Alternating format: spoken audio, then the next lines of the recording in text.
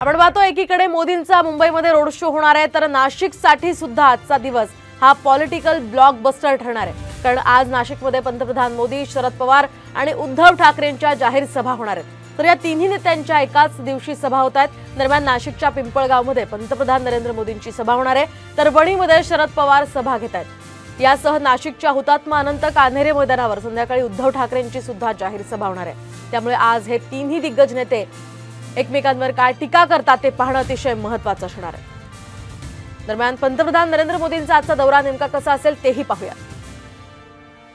तर दुपारी 1:30 वाजता पंतप्रधान मोदींचं नाशिकमध्ये आगमन होईल।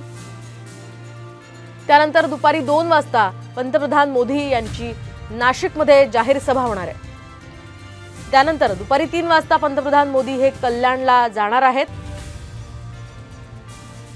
त्यानंतर दुपारी 4 वाजता कल्याणमध्ये सुद्धा मोदींची सभा पार पडेल। श्रीकांत शिंदेंसाठी ते कल्याणमध्ये सभा घेणार आहेत। त्यानंतर संध्याकाळी 5:30 वाजता पंतप्रधान मोदी हे मुंबईत दाखल होतील।